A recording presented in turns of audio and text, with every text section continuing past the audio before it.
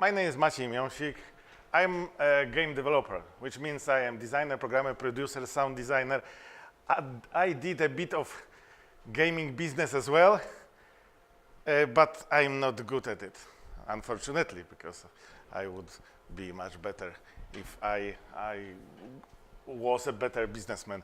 I am currently working at Pixel Crow, my small two-person studio, but at the same time I'm working at Movie Games, which is larger publisher and Polish developer. I am also a teacher. I teach game-related subjects at Game Dev School, Warsaw Film School, and Polish-Japanese Academy of Information Technology. So not only, but I am still active developer. I'm working on my next game. The game will be announced hopefully on Friday. So you will learn what I'm up to. I cannot tell you now. This is the list of games I participated in. The left sides are bigger projects. I had some serious involvement in those, lesser involvement in those on the right. So as you can see, it's a lot of them. The first one was released in 1992, so 25 years ago. But now, preparing for this lecture, I realized that actually I started working on my first game, not commercial one. I never showed this game to anyone. 28 years ago, so I'm 28 years in game development.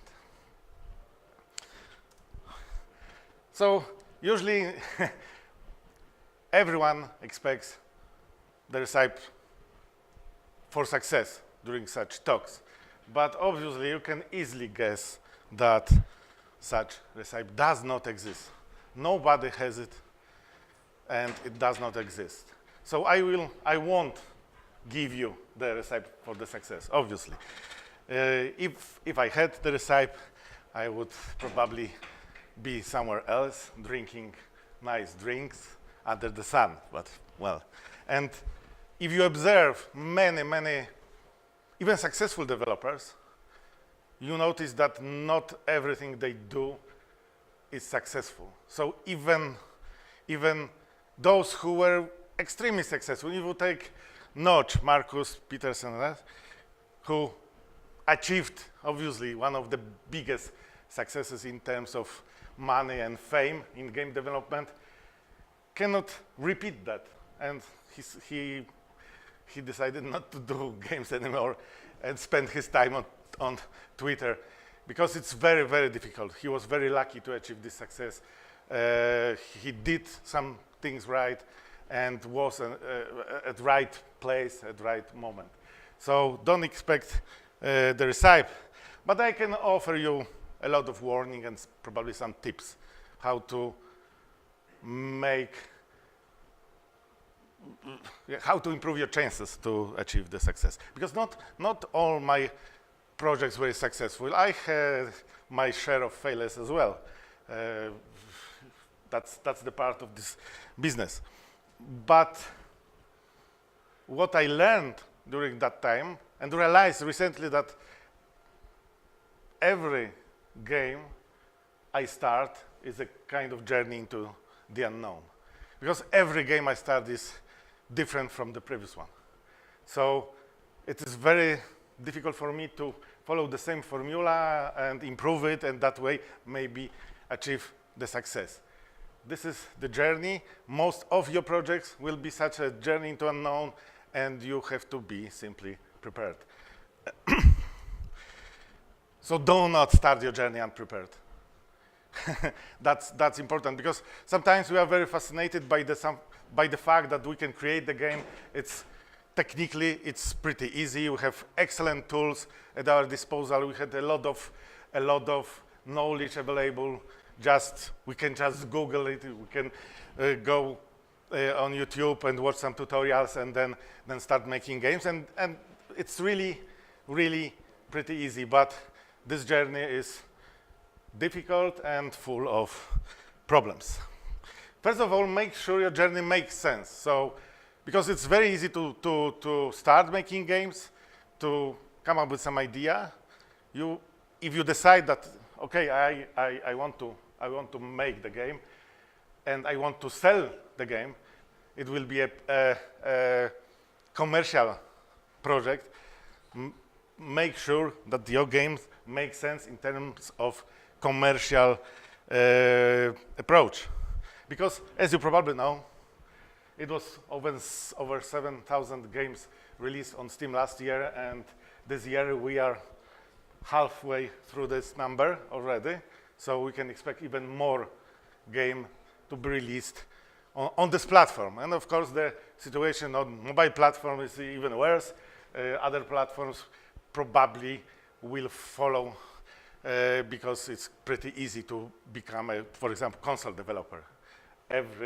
Everyone can do this. It's a matter of applying and getting approved, which I tried. I got approved, so I know that this is very, very easy. If you have an interesting project, you can simply apply and become Sony developer on Microsoft or even Nintendo.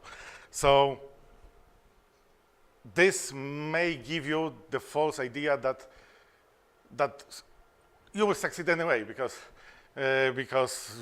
you think your game is great, but you will compete with so many other people thinking the same. So before you start the journey, make sure that your project can be successful. So what is necessary to compete with all those games? Well, you need to offer unique experience. Simply as that. Your game should offer something completely different and unique than any other games. What I mean by that, unique experience is unique core fantasy, and or because you don't have to have everything unique in your game. Unique story, maybe if your game is heavily story-based, your story needs to be unique, and or unique gameplay. Sometimes it's enough to have only one unique element. Sometimes it's, of course, the best situation that everything listed here is unique, but unique and good. That's because sometimes if you take different elements and combine, it creates something unique, but it doesn't mean it is good.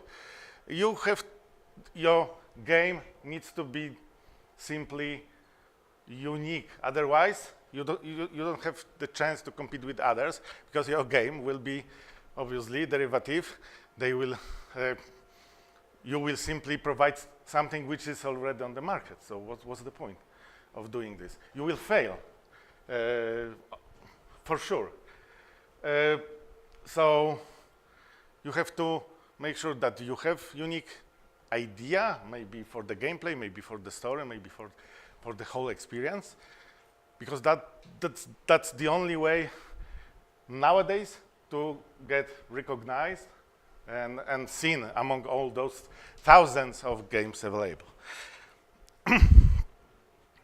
So let's assume your project is unique, so you are trying to set sail, so make sure you have, first of all, an adequate team. So the team should be adequate for the projects.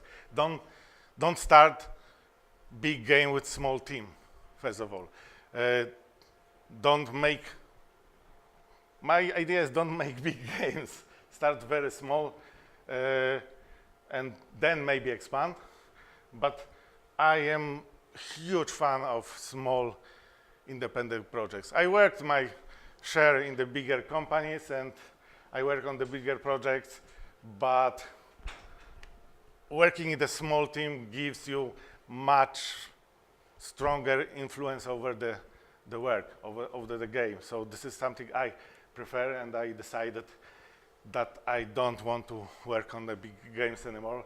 I want to do something smaller, but still, your team needs to be adequate for the project. Very often I see a lot of students starting their first game and trying to do something really, really big with a very small team.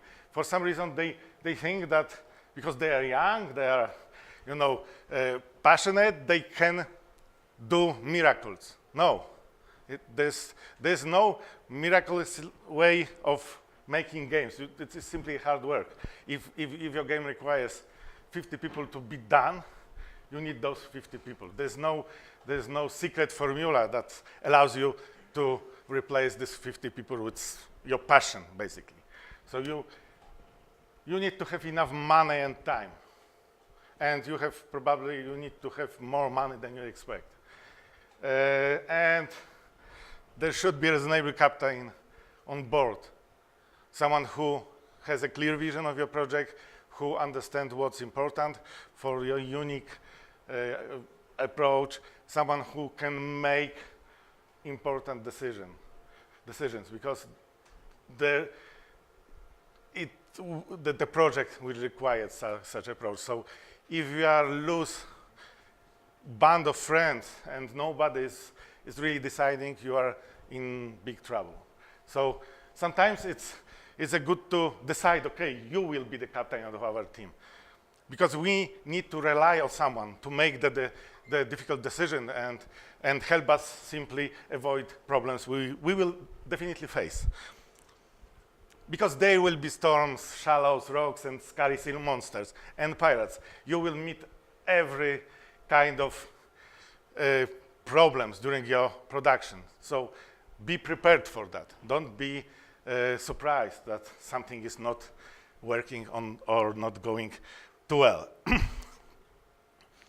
And you will quickly learn that your goal is elusive. You will change your goal, because you will learn more about your idea. You will learn more about your game while making it. So your goal will be probably in a completely different place when you start the game. You will have, because you are, sailing uncharted waters. You don't know how to reach your goal. It's like you are a kind of Christopher Columbus trying to reach to India, but ending discovering America. It's still a success, but it's completely different. He had completely different goal when he started, but still he achieved something spectacular anyway. And very often when you start your project, you think, okay, this is my goal, but the result may be completely different, because you will learn about your idea, you will develop it, you will have a lot of problems, so you will have to change the course and stuff like this. Everything will take twice the time you anticipate. That's the rule. We were talking today, and I was telling that from all those major projects I participated in, only 2 were done on time. One, because there was no deadline. So obviously this one was time, because when it was released, it was perfectly on time.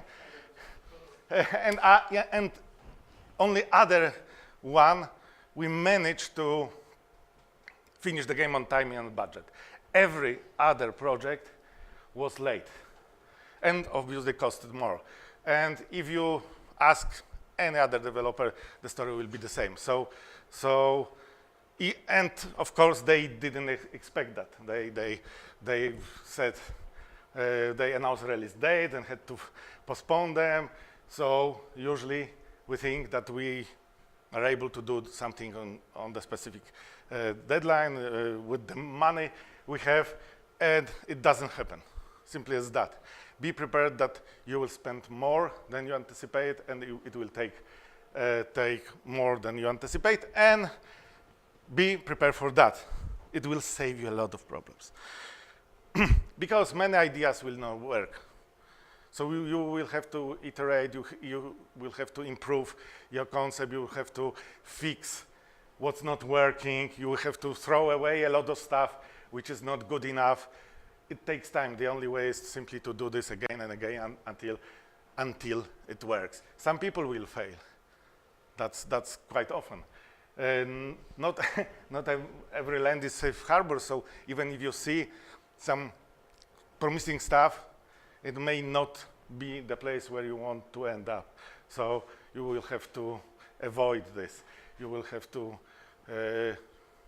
redo a lot of work. That's the reality of game development. You are doing sometimes again a lot of stuff in order to achieve something better.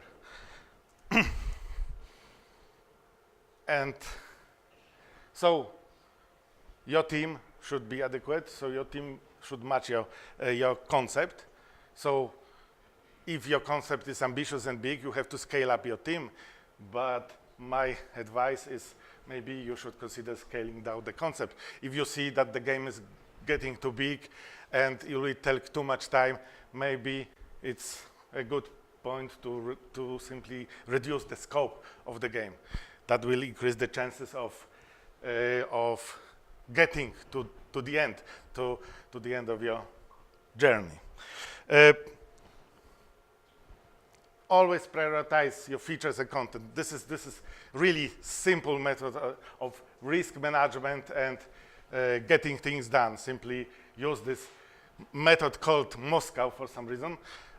Split your features and content, because content is also very, usually in my games the features can be done pretty quickly, but the content of the game takes years to produce. So you split your features and content into three categories, because that fourth one is just to call the method Moscow.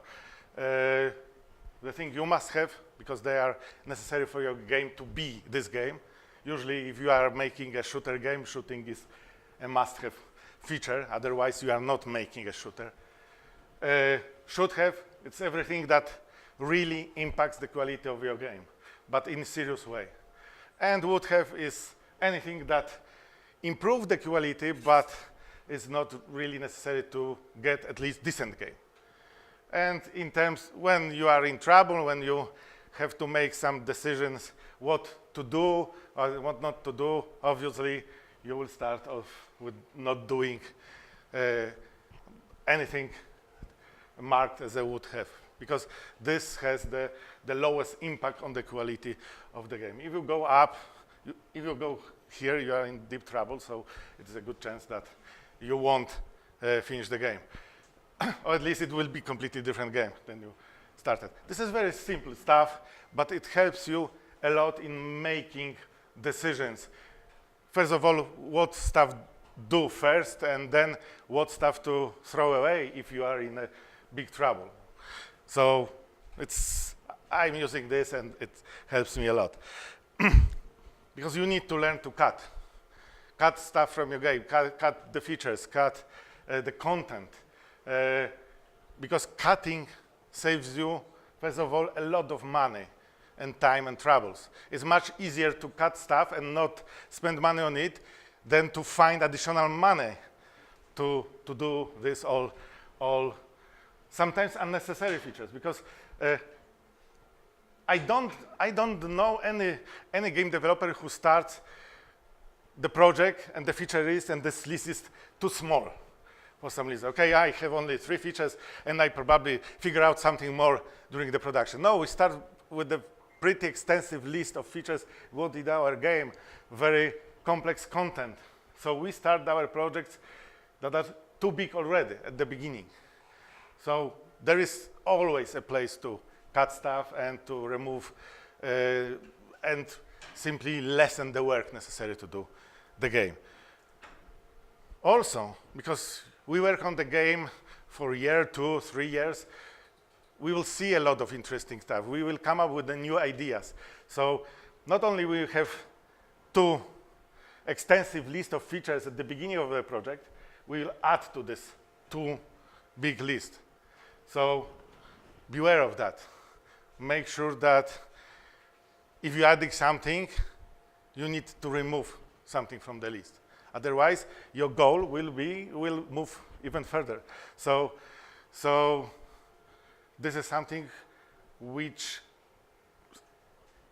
affected a lot of projects because they couldn't finish the project because it was getting bigger and bigger during the very long production. And your project is already too big. Watch your progress. So you have to see the results. The best approach I have is to work in a kind of, that the game is always playable and always visible. So we are not working on separate features and stuff. We are always working on the game. Of course, at the beginning of the project, the game is not very spectacular. We have just, main character going around, and that's all. But with every week, every month, we have bigger game. But the game is still is always playable. We are always adding new stuff to the playable game. We don't work on the separate features and then in the end try to combine everything into one project. Sometimes it works that way. I know a lot of big projects working that way, that the work is split into many tasks. They are done in a completely almost random order, and then finally everyone hopes that everything will fit. If the project is done by the skilled and experienced people, it works, but I prefer to add stuff to already working game. That's because I can see progress, I can see how the game plays, I can improve the gameplay because I can play from the beginning. That way I have a very good control over what's in the game. Look out for problems, because there will be problems. Don't be fooled that everything is going okay, so we are safe. No, you are simply not seeing the problems yet. So look for them, because sooner you see the problem, it gives you more time to react, to try different approaches. Don't be surprised by the problems, because you have to react quickly. Don't wait. If you see something not working correctly, try to fix it as soon as possible. Reduce risks. One of the best methods of reducing risk is simply scaling down the scope of your game. You will have more time to improve what you already have. Focus on the perfect execution, because execution is also a key to getting good game.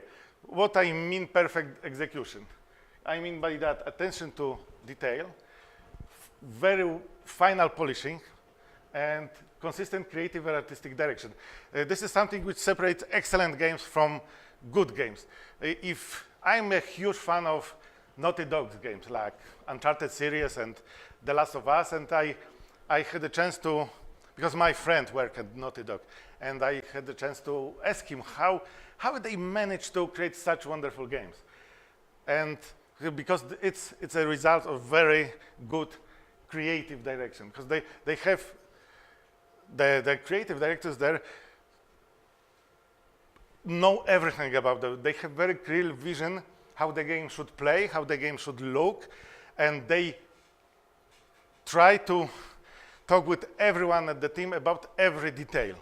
And they simply, that's their job, to monitor the every detail of the game and make sure that everything is perfect. Of course, it's not ideal perfect, as good as possible under the circumstances, because sometimes if you're trying to achieve perfection, you won't be able to achieve your goal, because you will be constantly improving. So you need to also understand where good is good enough. But of course, in order to succeed, you need to finish the journey. So you need to ship the game. That's the feature number one. That's the feature that every game needs to have. Finish and ship your game. That's your goal. Do not get lost at sea. So, of course, you will have to navigate. You will have to navigate around obstacles and those pirates and everything. But still, remember what is your goal and try to reach it. Don't change your basic concept. Don't change too much when you see, because it's better to finish the game which is maybe not perfect, then not finish potentially perfect game, but never released. Ahoy. Thank you. Of course, I would appreciate your questions, anything. It was very basic, I know, but after so many years making games, you realize that this is very difficult to offer really good advice what to do. You need to simply try to find your own way of making games. And maybe you will find much better way than I did. I'm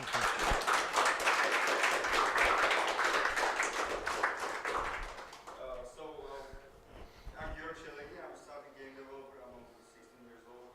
Just started working. So I have this particular question towards you. What was your biggest challenge when you were a beginner game developer? Oh, it's a lot, a lot of talking. You know, I started working on my first game in 1990. So it was 20 years ago. I didn't have any access to knowledge about how to make a game. We had to simply figure out, okay, let's make a game. How? I have no idea, really. Because I couldn't buy a book. There was no internet then. So I couldn't Google it. I couldn't watch the tutorial on YouTube.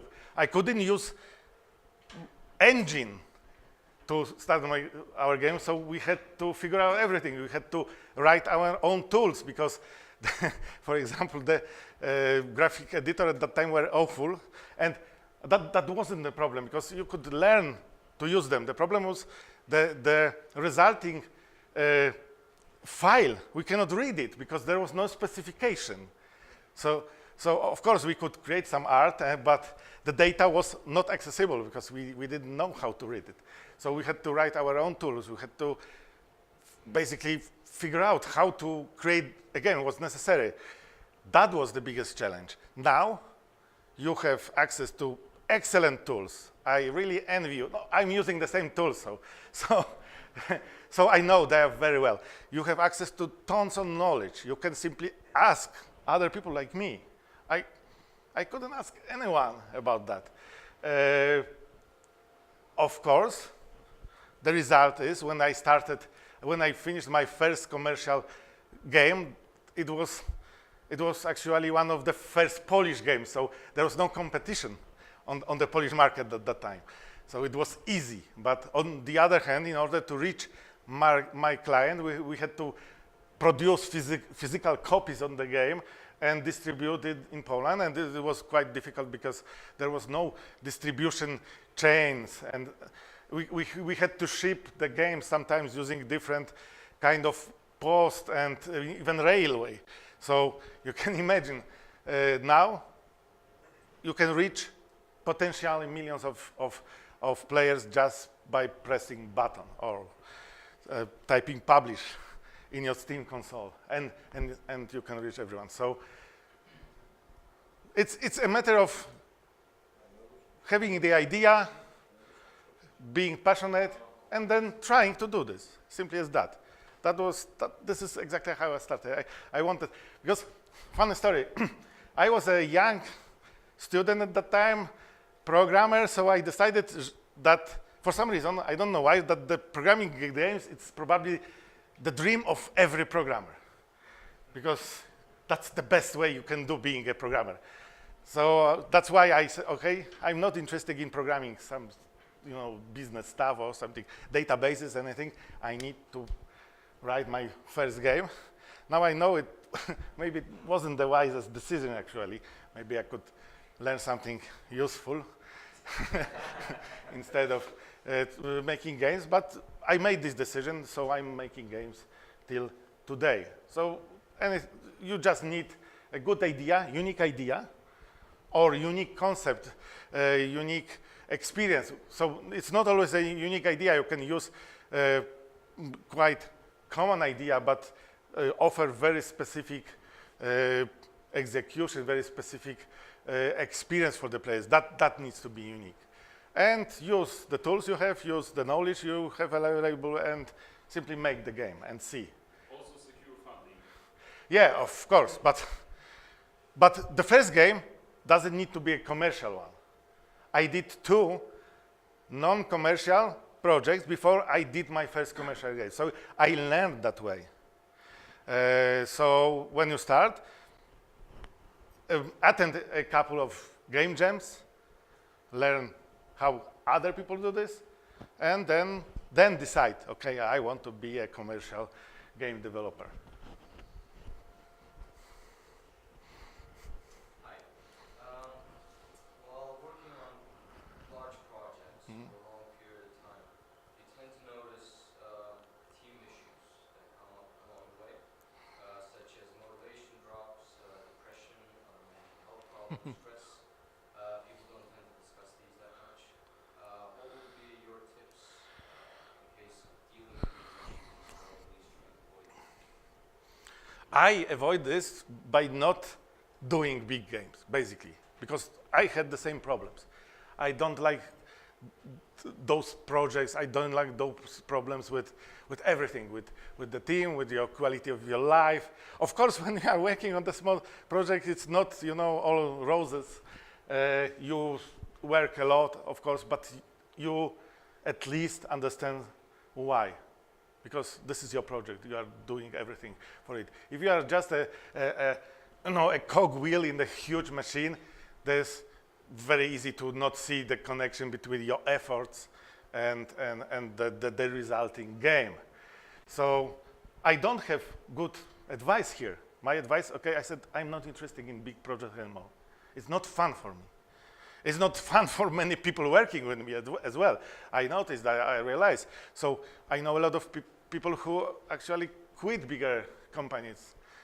On the other hand, if you have some kind of very specific specialization, if you want to do stuff that requires, for example, big teams to provide you with the assets, for example, that's the only way for you to achieve this goal. So I know a lot of engine programmers who want to create great technologies, and the only place they can do this is working at the big studio with all these problems associated with. So yeah, the only solution is to become a kind of indie developer and work on much smaller game where you have total control over how you work on the game. If your decision will be working very hard, 7 days a week, that's your decision. You will understand, okay, this is what I decided to do. I wasn't forced, I decided, that's my choice.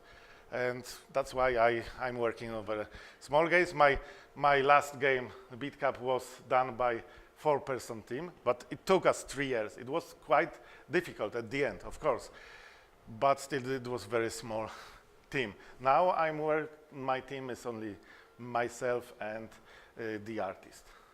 And we'll probably expand it with another person or 2, but that's all. We deliberately want to work on the smaller games.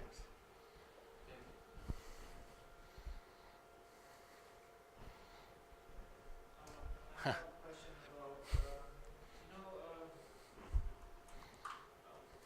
how to cut, like what would be your advice if I want to cut some feature that it should have in general sense from a game, for example, like minimap. Like everyone expects for a game to have a minimap, but I want to cut it from the game because this will enhance exploration in my game, for example. Like I can work this in a design in a way that I know will improve the game, but I know the players expect for that to be minimap. Like say, coming in and send error and complain, and is it a good decision to like take these risks, or how would you recommend like working with players? Like You have to see the options you have, and simply decide what kind of impact it will have. If your players expect to have minimap, for example, because every other game of this style has. Yeah, so maybe cut some content, make some quests smaller or shorter. Yeah. It just enhances. I can implement. I just want to cut it, like some features that are expected, and I think